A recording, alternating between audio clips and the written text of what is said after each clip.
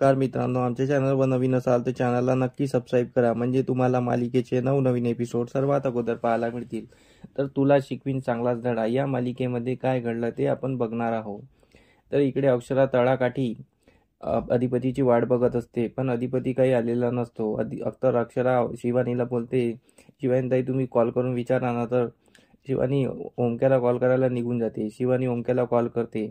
अक्षरा तिथेच वाट बघत बसलेली असते. काही वेळानंतर शिवानी वापस येते. शिवानी वापस आल्यानंतर शिवानी बोलते, वहिनी तर असं झालं की. तर अक्षरा बोलते, काय झालं सांगा ना वहिनी.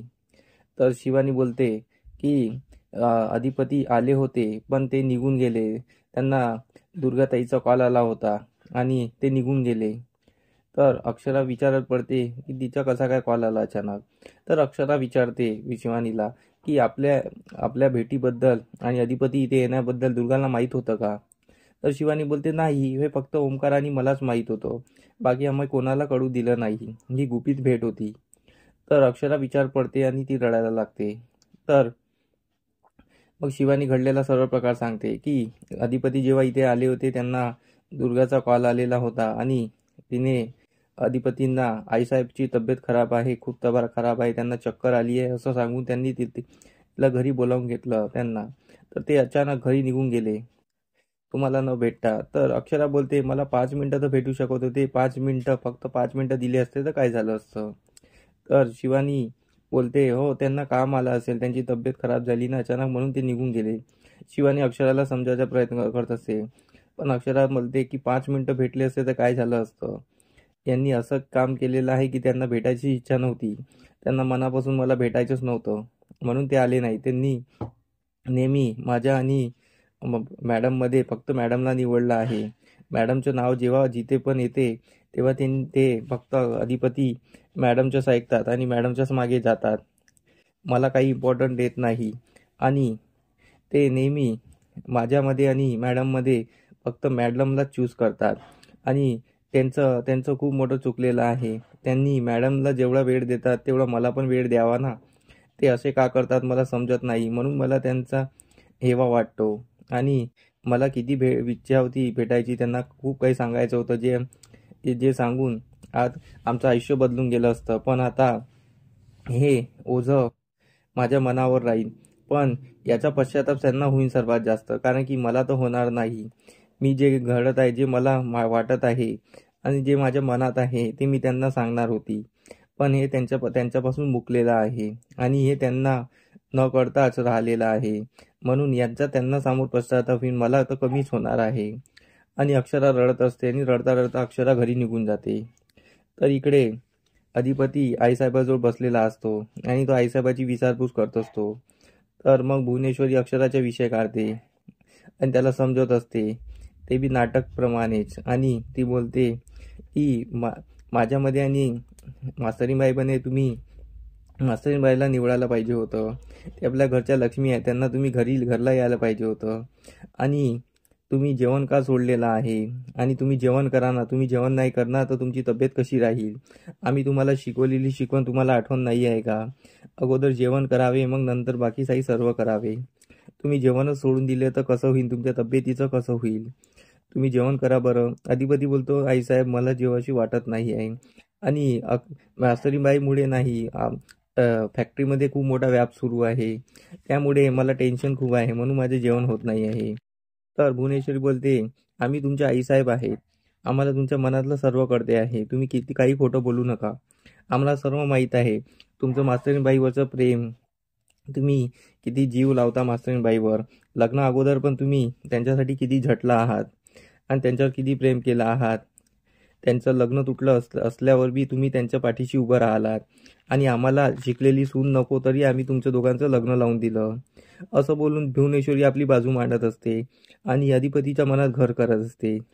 भुवनेश्वरीचं एकच मत असतं की ती स्वतःला सर्वश्रेष्ठ दाखवावं आणि अक्षराला नीच दाखवावं, असं भुवनेश्वरीचा प्रयत्न असतो.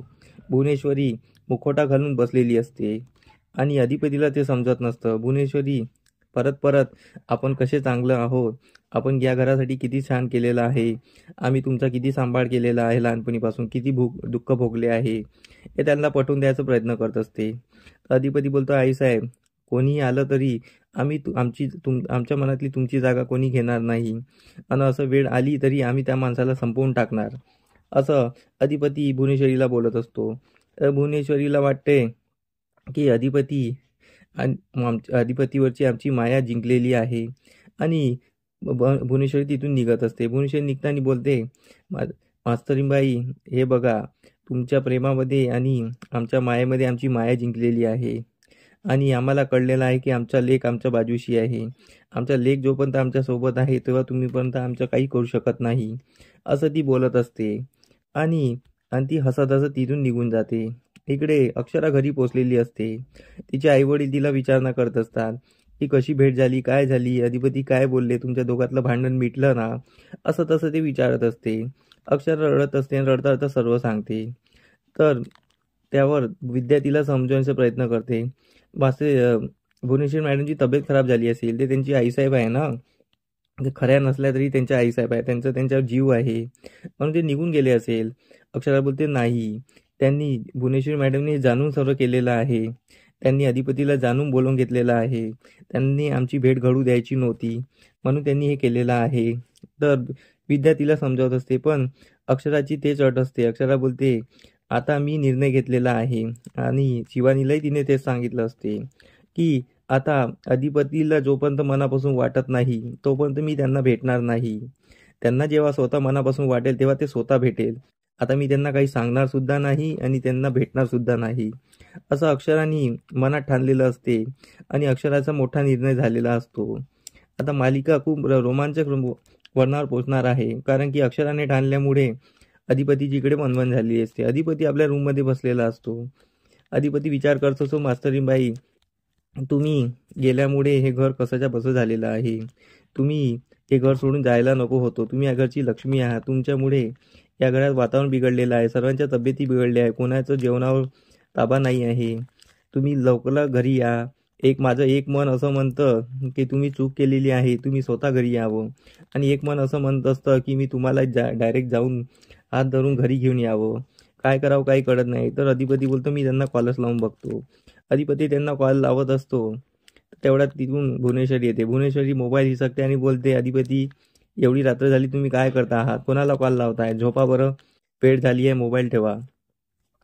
आणि एवढ्या रात्री कोणाला कॉल करतो ते. तर अधिपती बोलतो, मास्तरीबाईंना. हे जेव्हा भुवनेश्वरी ऐकते, भुवनेश्वरी होते आताच मी यांना समजून गेली होती, परत त्यांचं मास्तरीन पुराण सुरू झालं का, आणि तिला शॉक बसलेला असतो.